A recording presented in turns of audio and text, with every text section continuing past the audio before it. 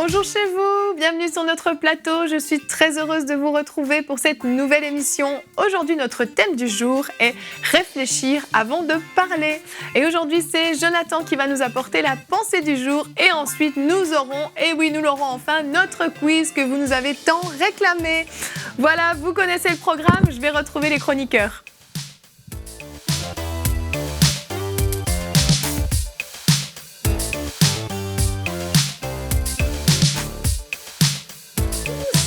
Bonjour, on est nombreux aujourd'hui. Oui.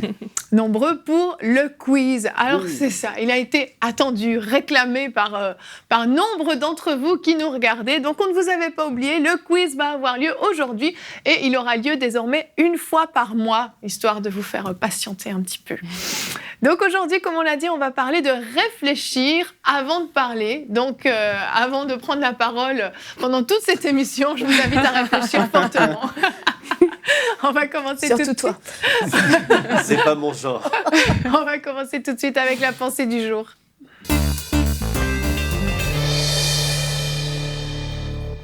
Jonathan, ton titre de pensée du jour est « Ne parle pas trop vite ». Tout à fait. Ne parle pas trop vite. Un jour, on a posé une question à Pierre. Et je ne sais pas si vous connaissez Pierre, mais on a des fois cette image de Pierre qui parle vite, puis tout de suite, il a tout de suite une réponse. Quand Jésus lui dit « il faut que j'aille mourir, enfin, je vais aller mourir », Pierre va dire « à Dieu ne plaise, ça ne va pas t'arriver », même si ça ne plaît pas à Dieu. Bon, peut-être qu'il a parlé un peu vite ici. Et ici, on lui pose une question et on lui dit « est-ce que ton maître, est-ce que Jésus paye l'impôt ?» qu'il faut payer, et il répond tout de suite, évidemment, il va payer l'impôt. C'est quoi cette question? Et donc, il a parlé trop vite. Ça, on trouve ce texte dans Matthieu, chapitre 17, verset 24. Lorsqu'ils arrivent à Capernaum, ceux qui percevaient les 2 drachmes, donc c'est des pièces, s'adressent à Pierre et lui disent « Votre maître ne paye-t-il pas les 2 drachmes ?» Et Pierre, du tac au tac, répond « Oui, il va les payer ». Mais quand il revient à la maison, Jésus va reprendre Pierre et va l'inviter à réfléchir. Il lui dit dans Matthieu 17, 25, « Que t'en semble, Simon ?» Jésus est en train de dire, « Pierre, réfléchis. Tu as donné une réponse, tu as répondu vite, mais maintenant, réfléchis. » Et il l'invite à avoir une autre perspective en disant, « Bon, tu as donné une réponse parce qu'on t'a provoqué, on t'a demandé, mais comment ça se fait que Jésus ne paye pas les 2 drachmes? Est-ce que c'est normal? Comment ça se passe ?» Et donc, Jésus dit à Pierre, réfléchis, est-ce qu'il faut les payer? Avant de développer un petit peu la réponse de Jésus, je vous rappelle ce qui s'est passé un peu plus tard. On a posé une question à Jésus aussi au niveau d'impôts concernant l'impôt à César. Faut-il payer l'impôt à un empereur romain? C'est une question très politisée, évidemment, dans le contexte où Israël est envahi par les Romains. Jésus savait que c'était une question piège et il répond « Oui, il faut payer l'impôt ». Vous connaissez la fameuse phrase, c'est qui là sur cette pièce? C'est César. Alors rendez à César ce qui appartient à César. À la lumière de cette réponse, on pourrait très bien considérer, donc Jésus dit il faut payer l'impôt à César, donc quand il faut payer les 2 drachmes, là aussi, Jésus se soumet à l'impôt. Pourtant, Jésus dit à Simon, « Que t'en semble, Simon? Est-ce que les rois de la terre, de qui perçoivent-ils les tributs et les impôts? De leurs fils ou des étrangers? Est-ce que c'est les fils du roi qui payent l'impôt ou ceux d'en dehors de la maison? » Et leur fils, des étrangers, va répondre Pierre, et Jésus lui dit, donc les fils en sont exempts. Et ça, c'est très important parce que ça permet de comprendre que Jésus essaye d'amener Pierre à une réflexion, et évidemment, pour élargir un petit peu notre compréhension théologique là-dessus, c'est quoi ces 2 drachmes? C'est pas un impôt romain ici, mais c'est un impôt juif, c'est l'impôt du temple, de la maison de Dieu. Et Jésus dit, mais si c'est l'impôt pour la maison de mon Père, est-ce que les fils doivent payer l'impôt de la maison du Père? Les fils en sont donc exempts. Alors Jésus invite Pierre à réfléchir en disant, tu vois Pierre, avant de répondre oui du tac au tac, tu aurais dû dire, non, Jésus n'a pas à payer cet impôt. C'est le fils de la maison, c'est le fils de Dieu, et c'est la maison de Dieu ici. Et Pierre a parlé trop vite. La bonne nouvelle, quand même, à la fin, c'est que vous connaissez l'histoire avec le stataire qui est trouvé dans ce poisson. D'ailleurs, aujourd'hui encore, quelques personnes qui sont allées en Israël me disent qu'on vend ce poisson sur le marché et on appelle ça un Saint-Pierre. Apparemment, c'est un poisson qui mange tout ce qui se trouve. Dès qu'il y a un truc qui traîne, alors si quelqu'un fait tomber une pièce au fond du lac de Génézareth, il va manger la pièce. Alors, Pierre va pêcher et va trouver donc ce stataire qui va faire la somme pour lui et pour Jésus. Alors, Pierre a parlé trop vite, mais Jésus va quand même aller dans le sens de sa parole et va dire, pour ne pas les scandaliser, non pas parce que je suis obligé, mais pour ne pas les scandaliser, puis aussi parce que tu as parlé, puis il faut assumer maintenant la parole que tu viens de dire, jette l'hameçon, tire le premier poisson qui viendra, et puis là, il y aura la provision. Alors, la pensée du jour, ne parle pas trop vite, particulièrement quand on est sur des points de doctrine ou théologie, ou alors particulièrement quand on répond à la place de Dieu. Aujourd'hui, si quelqu'un te dit « mais est-ce que Dieu est d'accord avec ça ?» « Ah ben non, ah ben oui, attends, avant de donner une réponse où tu engages Dieu, où tu parles à la place de Dieu, tu dis « ben non, Dieu n'est pas d'accord avec ça, c'est pas possible, Dieu a dit ça », avant de parler à la place de Dieu, réfléchis, et puis peut-être va parler avec le maître. Peut-être que Pierre aurait pu dire « Attends, je vais lui poser la question ». Et donc, de la même manière, en ce qui nous concerne, si on vient nous défier par rapport à notre foi, ne répondons pas à la place de Dieu trop vite, mais sachons réfléchir et aller chercher la réponse auprès du maître avant de donner la nôtre. Merci beaucoup, Jonathan. Amen. C'est sûr qu'une fois qu'on a parlé, on est lié par cette parole. Et combien de fois, moi ça m'est déjà arrivé très souvent, en tout cas, je ne vous engagerai pas, de regretter ce que j'avais dit. Pourquoi est-ce que j'ai dit ça ? Est-ce que c'est vrai, Michael ? Sûrement. Tu vois, là il a réfléchi avant de parler. C'est bien, chérie, merci. Nos paroles nous lient, que ce soit dans un sens ou Mais dans tu avais réfléchi avant de dire oui. À quel moment ? Avant de dire oui à Michael. Mariage. Elle n'a pas eu à réfléchir, c'est moi. On ne rentrera pas là-dedans. C'était une opportunité à saisir. Je lui ai donné 10 secondes. Oui, j'ai réfléchi avant de dire oui. J'avais déjà réfléchi parce que j'avais déjà anticipé sa demande, en fait. Donc, oui. Donc, c'est ça, ce que je voulais dire, c'est que nos paroles nous lient. Et puis, c'est vrai que parfois, on a tendance à parler très, très vite, que ce soit des fois pour des sujets qui sont tout à fait anodins. Il peut même y avoir des fois des bouffonneries qui peuvent sortir, mais aussi des sujets importants, comme tu l'as dit, qui peuvent engager Dieu et sa parole. Et là, c'est tout de suite un petit peu plus délicat. On réfléchit. D'accord. Personne n'a envie de parler. C'est clair. Ça va être une émission un peu lente. Vivement le quiz, La Bible parle de nos paroles.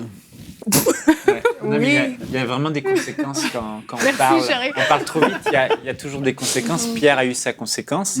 Jésus a dû être engagé à payer cet impôt à cause de la parole de Pierre. Et je crois que ce que tu disais avant me rappelle le proverbe 21 qui dit « Celui qui veille sur sa langue et sur sa bouche préserve son âme de bien des angoisses. Et je crois qu'on est souvent angoissé dans notre âme parce qu'on a parlé trop vite et on est lié, comme tu as dit, on est lié par nos engagements.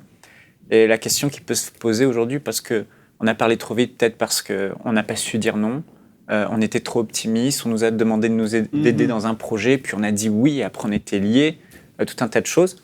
Mais la question, c'est comment faire que je me pose, comment faire pour ne pas parler trop vite. Et en lisant la pensée de Jonathan, je me suis souvenu de ce que ma grand-mère me disait quand j'étais petit. Michael, tourne ta langue 7 fois ta langue dans ta bouche.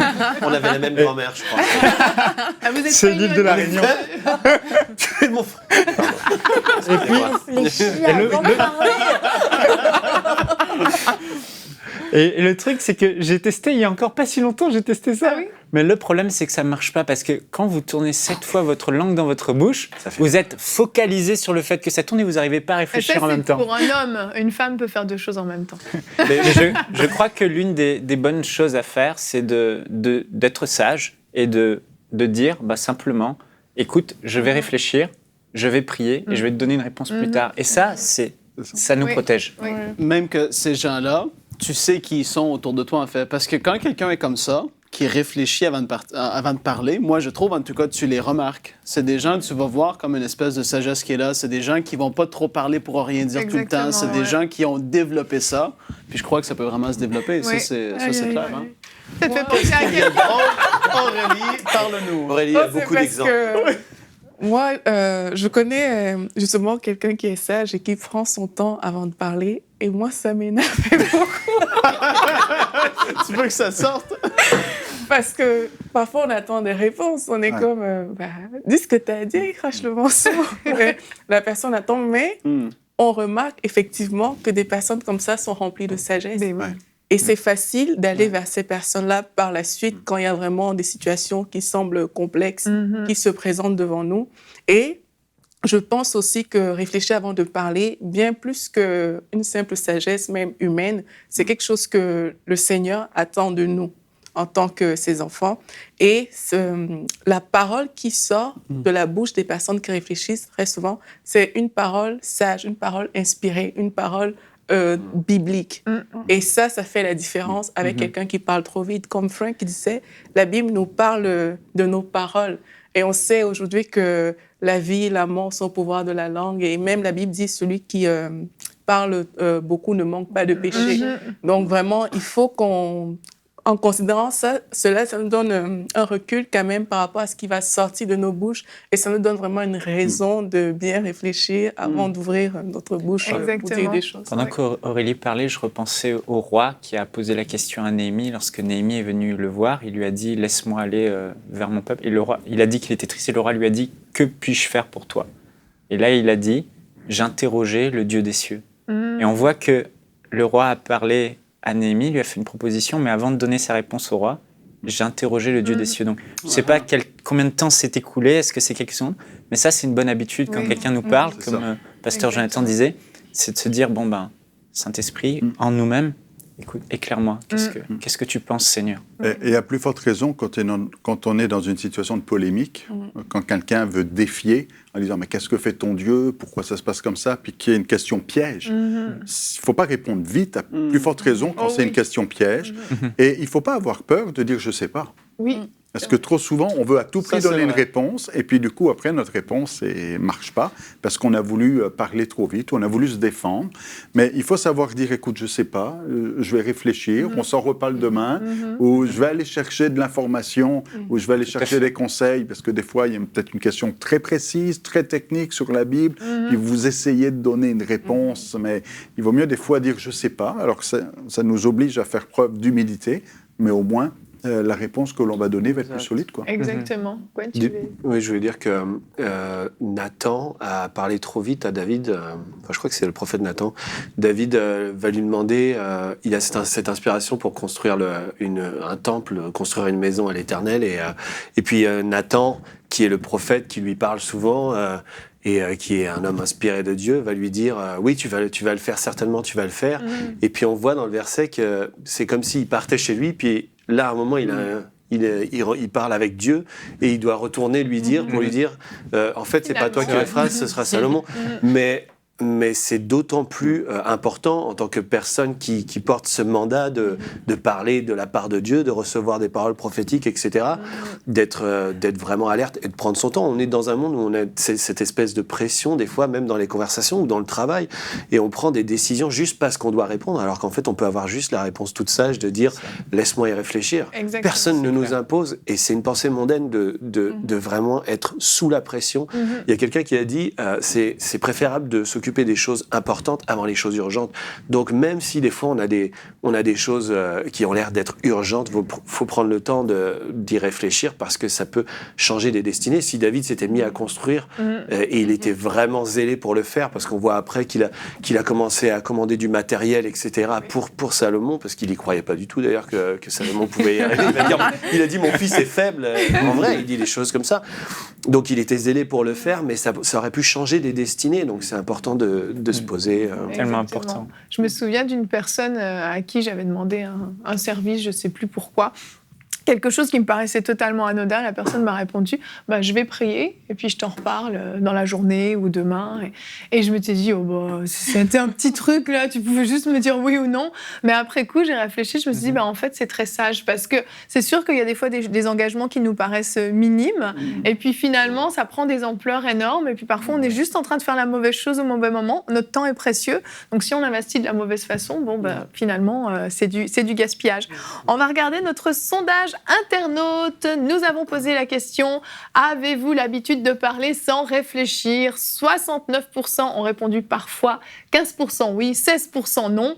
Donc, c'est équilibré entre les oui et les non, mais quand même 69% parfois. C'est vrai. Hein. Je pense allez, vous avez tous répondu ça, parce que je suis sûre que vous répondez tous au sondage, bien entendu.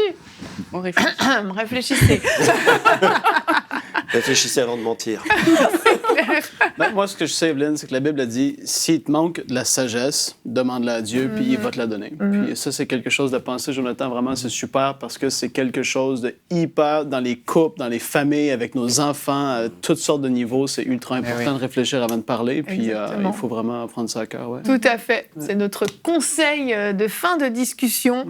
Demandez la sagesse à Dieu si vous en avez besoin et prenez l'habitude, de manière générale, de parler plus lentement. Et je pense que c'est vraiment une habitude qui peut se créer, de réfléchir avant de parler, avant de s'engager, d'aller prier, d'interroger le Saint-Esprit qui habite en nous pour pouvoir donner des bonnes réponses qui sont inspirées. Je ne sais pas si c'est une bonne chose, mais je vais parler. Est-ce qu'on a un verset du jour aujourd'hui ? Ben oui, je vais l'afficher, justement. J'allais conclure avec ça. Merci pour cette réflexion.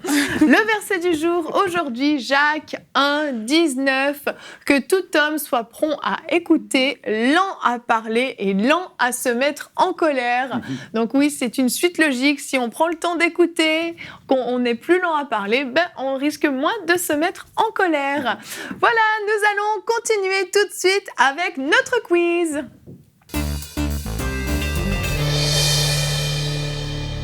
Et nous sommes de retour pour notre quiz. Aujourd'hui, nous allons jouer pour une téléspectatrice, Madame Monique Mathieu, qui a été sélectionnée parmi nos donateurs. Donc, Madame Monique Mathieu, voici ce que vous avez d'ores et déjà gagné.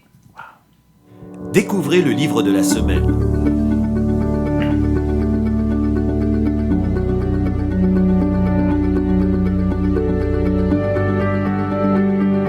Disponible sur maboutiquechrétienne.com.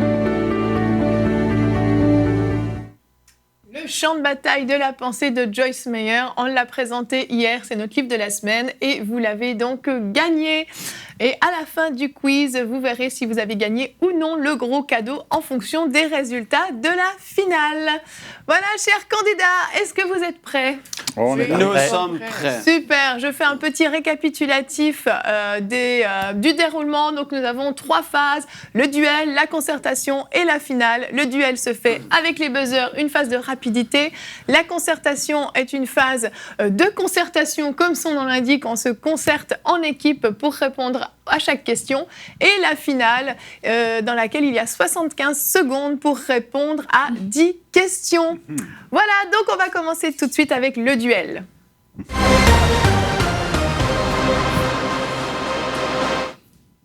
Donc, les buzzers sont allumés. Nous allons commencer avec la question 1. Je vous rappelle une phase de rapidité, donc ne réfléchissez pas trop avant de parler pour cette phase-là, s'il vous plaît. Question 1. Dans quelle ville Dieu a-t-il demandé à Jonas de se rendre ? Jonathan ? À Ninive. À Ninive, bonne réponse. Question 2. L'Éternel est mon berger. Je ne manquerai de rien. Ah, ce n'était pas la question. Je vais continuer. Oui. Psaume 23. Psaume 23. Beaucoup de chance là. Hein. Je vais lire la question au complet. L'Éternel est mon berger est le début de quel psaume ? Le psaume 23. Bravo Aurélie, t'as sauvé ton équipe là. Hein. Question 3. Qui était le meilleur ami de David dans la Bible ? Aurélie? Jonathan. Jonathan, bonne réponse. Je rappelle qu'il n'y a que 5 questions. Oui, Jonathan était le meilleur ami de David, tu l'ignorais. Hein. Tu as donc 3500 ans. Pardon. Réfléchis avant de parler. Oui, 3504, pardon, mais tu fais bien de le dire. Attends, fais pas de calcul. Donne une bonne réponse. Annabelle t'incite à donner une bonne réponse. Oui, d'accord. Je vais le faire. Question 4. Il ne reste que 2 questions. Question 4. Qu'a dit Jésus à ceux qui accusaient la femme adultère? Que celui qui a... C'est moi. Il a décidé sur la table, il a dit que celui qui n'a jamais péché lui jette la première pierre. Bonne réponse. On en parlait avant. Je l'ai dit. Non, mais c'est le buzzer qui fait foi. Ok, d'accord. Je souffre de racisme. Et moi, toujours. Bon, Tu as enfreint les règles. La phase 1 est jouée, hein, j'ai bien l'impression, mais je vous fais quand même la question 5 qui est un qui suis-je, que Michael aime beaucoup les qui suis-je. Allez, on vous fait cadeau. Ouais, c'est ça. Pas de cadeau. Écoutez bien la question. Né en 1918, il rencontre le Seigneur à l'âge de 16 ans. Évangéliste de renom, il a... Non, j'allais dire Renan Banquier, mais c'est pas lui. Oral Roberts. Non. En 1918, t'as dit? Il a prêché l'évangile à plus de 210 millions de personnes dans... Renard Banquier. Non. On a pu le... Billy Graham. C'est ça! Bonne réponse. Ces gens, c'était pas Banquier. Si vous m'aviez laissé terminer dans Banquet, c'était à l'âge de 10 ans. Donc, évangéliste de renom, il a prêché l'évangile à plus de 210 millions de personnes dans plus de 185 pays. Très apprécié des hommes et des femmes d'influence, il a laissé son empreinte dans la vie de nombreux présidents. Aujourd'hui, âgé de 99 ans, son ministère est reconnu à travers le monde entier. Sa femme Ruth et lui ont eu 5 enfants, 19 petits-enfants et une multitude d'arrière-petits-enfants. Billy Graham, effectivement, qu'on connaît tous. Félicitations, équipe bleue, vous avez remporté la première manche. Bravo. Laisse. Vous avez donc le privilège de choisir le thème de la phase 2, donc on y va à la concertation.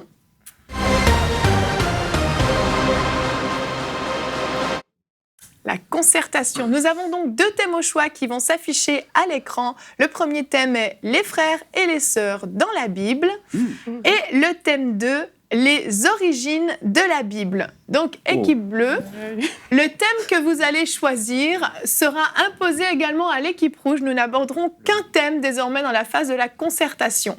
Donc, réfléchissez bien à qu'est-ce qui peut être avantageux pour vous et pénalisant pour l'équipe rouge si vous voulez remporter cette manche. Il n'y a rien de pénalisant pour l'équipe rouge. Annabelle, on en va parlait falloir hier soir. assurer là. Les origines de la Bible, hier soir, on parlait de ça, et puis avant-hier, on parlait des frères et sœurs. Ah ouais, donc c'est bon, vous êtes au point sur les 2 Oui, thèmes. oui. C'est plus facile. Mais est-ce qu'on peut demander des précisions sur les thèmes? Absolument pas. Veux la Par liste des contre, questions? vous pouvez appeler un ami Non, mais si les vous frères et voulez. sœurs. Tu es la capitaine, je te laisse choisir. Qu'est-ce qu'il y a derrière les origines de la Bible? C'est la Genèse ou c'est autre chose? Ah, Je dirais... de la Bible en tant que livre. Ah ben non, le 1.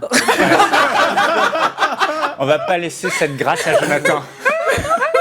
Pourquoi Jonathan? Parce qu'il connaît tout sur Apparemment, ça. Moi, je viens du CLC, je l'ai acheté à Québec. Attends, fais pas. Allez. Ok, le thème les frères et sœurs dans la Bible. Donc, je vous rappelle, c'est une phase dans laquelle il y a 15 secondes de concertation en équipe. Donc, on ne buzz plus, on se concerte et lorsque vous entendez le petit bing, vous devez me donner une réponse immédiatement. Si l'équipe à qui on a posé la question n'a pas été capable de répondre, l'autre équipe peut répondre et vice-versa. Les questions seront posées de façon alternative, c'est ça. Équipe bleue, équipe rouge, etc. Ok, on y va tout de suite. On commence donc avec les frères et sœurs dans la Bible. Question 1, équipe bleue. Qui n'est pas un des frères de Jésus? Judas, Jacques, Simon ou Joseph? Concertation. Qui n'est pas un des frères de Jésus? Judas, Jacques, Simon ou Joseph? L'équipe bleue semble avoir la réponse. Il faut vous concerter. Ah, mais nous, on sait tous. Vous vous concertez par télépathie maintenant. Non, mais je Ça suis fait sûre qu'on augmenter sait le tous. niveau. Michael? Oui, on a la réponse. Oui. C'est Judas qui n'est pas un frère. Bonne réponse. Tu veux citer tous les Pas noms? obligé. Non. Parce que si tu te plantes, Non, un jour, ma prof d'école a dit, Michael, la culture, c'est comme la confiture. confiture. Moins on en a et plus on l'étale. J'ai eu la honte, alors vaut mieux pas. Désormais, tu réfléchis avant de parler. Dans Matthieu 13, 55, on peut lire « N'est-ce pas le fils du charpentier, n'est-ce pas Marie, qui est sa mère? Jacques, Joseph, Simon et Jude ne sont-ils pas ses frères ?» Certaines versions traduisent par « Jos », c'est ça, à la place de Joseph. Jos, c'est comme ça que ça se prononce. Jonathan, tu confirmes? Jonathan. Oui, une petite... Entre Judas et Jude, il n'y a pas beaucoup de différence. Enfin. Ah, bah c'était le but. On va pas non plus vous prémâcher le travail. Hein. Équipe rouge, la main vous est donnée. Question 2. Citez le nom d'un frère de Sem. Citez le nom d'un frère de Sem. Sem, c'est ceux qui s'aiment. Récolte. Celui qui s'aime. Oh, on a des bons jeux de mots. Vraiment, l'équipe rouge connaît la réponse. Jonathan? Cham et Japhet. Oh, c'était un des deux, tu as cité les deux. Félicitations. Qui sont les fils de qui? Noé. De Noé, exactement. Et Donc Sem était l'un des fils On a de le droit à un Noé. point bonus pour ça? Non, pas du tout. Et Sem qui a donné donc la lignée sémitique. Bien entendu, je le savais. C'était écrit quelque part par Et là. Japhet qui a donné la lignée japhétique. C'est pour toi. Et Sem qui a donné la lignée sémantique. Ok, on va s'arrêter là. Est-ce qu'on a des bonus maintenant ou pas? J'ai envie de vous enlever des points. Donc la Bible en Genèse 6, 10 nous dit « Noé engendra 3 fils, Sem, Cham et Japhet ». Bonne réponse. Équipe bleue, à votre tour, la question 3. Combien de frères avait David?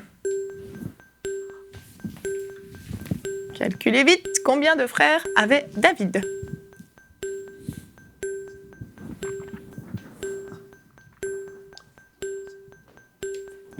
Oh, ça réfléchit dur, là. Michael? Il faut une réponse tout de suite. Tout de suite. Combien de frères avait David? Il en avait beaucoup. Ah, c'est exactement ce que j'ai dit. Un peu plus de dirais- précision. 6. Mauvaise réponse. Équipe rouge? Je pense que... Équipe rouge, Jonathan, il faut une réponse tout de suite. La concertation est On terminée. y va avec 7. 7, bonne réponse.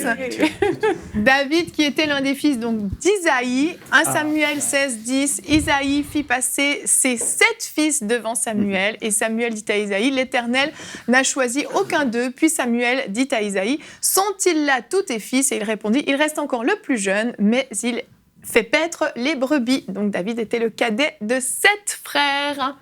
Bonne réponse, équipe rouge. Est-ce que ça a été le point décisif? C'est pas terminé encore, hein, mais on sait que quand il y a un point qui est transféré à votre équipe, C'est bon signe. c'est bon signe. Il reste combien de questions? Il reste combien de questions? On est à la question 4 et il en reste 2. Du coup, c'est à nous de répondre. Oui, c'est à vous de répondre. Question 4. Lequel des frères de Joseph n'est pas le fils de Léa? Ruben, Benjamin, Lévi ou Siméon? Lequel des frères de Joseph n'est pas le fils de Léa? Ruben, Benjamin, Lévi, Siméon. Annabelle, je te voyais perplexe, j'étais surprise. Ça, parce qu'on était avec Zilpa, Bilpa. Ne complique pas tout, Jonathan. C'est une famille compliquée, de toute Oui, façon. absolument. Ouais, Benjamin. Benjamin, exactement. Benjamin qui était le fils de Rachel. la Rachel, bien-aimée exactement. Dans Genèse 35, 24, on lit que Rachel engendra 2 fils, Joseph et Benjamin. Vous l'aviez, équipe bleue? Oui. Bien entendu. C'est une question facile. Question 5. Équipe bleue, avant-dernière question. De qui Marthe et Marie sont-elles les sœurs? Ah, ça, c'est dur. Bah, eux aussi, ils ont droit à une question facile. Hein. Mais, Annabelle, tu as encore des commentaires négatifs à faire sur ce quiz, on dirait. De qui Marthe et Marie sont-elles les sœurs? Lazare. Lazare, tout à fait. L'histoire de Lazare qui est rapportée dans le livre de Jean au chapitre 11. On lit « Il y avait un homme malade, Lazare de Béthanie, village de Marie et Marthe, sa sœur. C'était cette Marie qui oignit de parfum le Seigneur et qui lui essuya les pieds avec ses cheveux. Et c'était son frère Lazare qui était malade. » Bonne réponse, équipe bleue. Quand les questions sont trop difficiles, vous n'êtes pas content, mais quand elles sont trop... Bah, une C'est la désormais. dernière. Bah, allez-y, gagnez-la, comme ça on fait Non, un non, départage c'était au John. buzzer. C'était fini, vous êtes en finale? Non, pas du Non, tout. non, Question ah, 6. non. Donc, Ah, six, moi finale, qui oui. suis l'animatrice de ce jeu, je vais dire une question. Au cas où.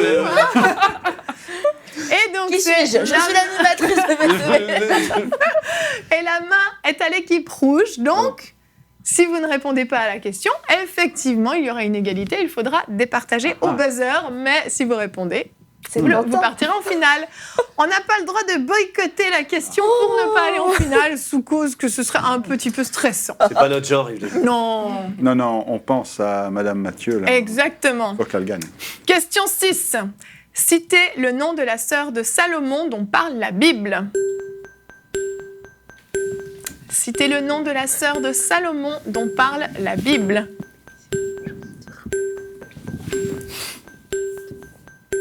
Ouais, c'est la fille de David.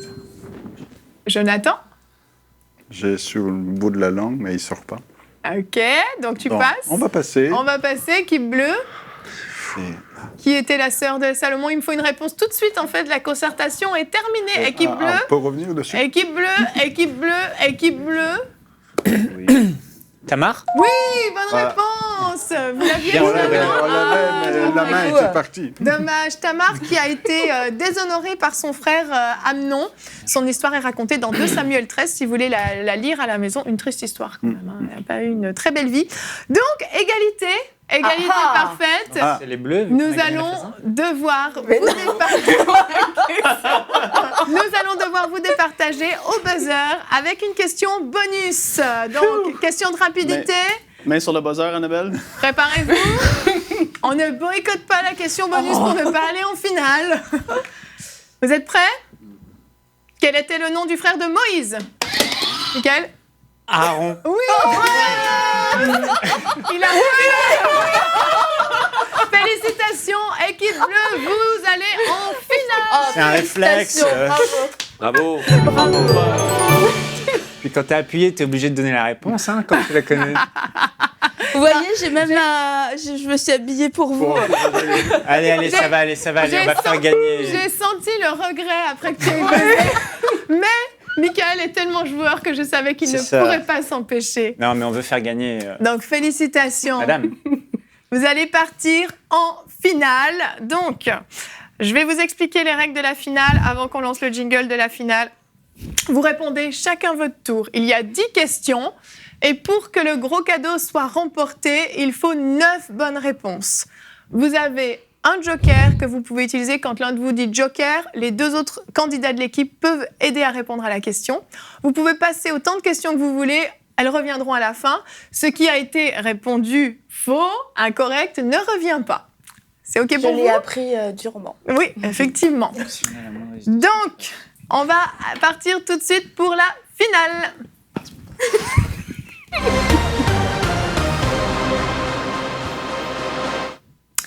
75 secondes, 10 questions. Est-ce que vous êtes prêts? Non. Allons-y. Le chronomètre va démarrer après la lecture de la première question. Michael, c'est toi qui commences à répondre. Et ensuite, c'est Aurélie, Frank et ainsi de suite. OK, question 1. Complétez ce psaume. Louez l'Éternel, car il est bon, car sa miséricorde Dur à toujours. Bonne réponse. Quel prisonnier la foule demandait-elle à Pilate de libérer à la place de Jésus? Barabbas. Bonne réponse. Quelle forme prit le Saint-Esprit lors du baptême de Jésus? Une colombe. Bonne réponse. Vrai ou faux, Michael? Le livre de l'Apocalypse a été écrit par Pierre. Faux. C'est Jean. Que fit David à Goliath avec l'épée de ce dernier? Passe. Comment s'appelait la première femme d'Abraham? Passe. Michael, quel fut le premier bébé à naître de toute l'histoire de l'humanité? Pardon. Joker. Joker? Vous pouvez répondre, allez-y, dites-le à haute voix, dites-le à haute voix. Cain, bonne réponse. Aurélie, quel livre de la Bible se trouve après l'évangile de Jean? Actes des apôtres. Bonne réponse. Dans la Bible, qui fut vendu pour 30 pièces d'argent? Frank. 30 pièces. Jésus. Jésus. Michael, dans quel fleuve Jésus fut-il baptisé? Le Jourdain. Oui, bonne réponse. Aurélie, que fit David à Goliath avec l'épée de ce dernier? Joker. Non, il n'y a plus de joker. Il n'y a plus de joker. Frank. Oh, dommage! Il lui a coupé la tête. Dommage. Il coupe à la tête de Goliath avec son épée. Et la première femme d'Abraham était Sarah. Sarah, exactement. Dommage, vous n'étiez pas loin. Vous avez très bien répondu aux questions, mais c'était très bien quand même. Ouais, bravo. Bravo. Oui, on peut vous applaudir. Désolé, Monique. Madame Monique Mathieu, désolée pour cette fois. On va passer le gros cadeau à quelqu'un d'autre, aux téléspectateurs de la semaine, du quiz de la prochaine fois. Félicitations à tous, merci pour ce quiz. On se retrouve demain. Demain, pourquoi faut-il aller à l'église sera notre thème du jour. Et nous répondrons à la question, combien d'églises avez-vous déjà fréquentées? Voilà, on se retrouve demain et bonjour chez vous.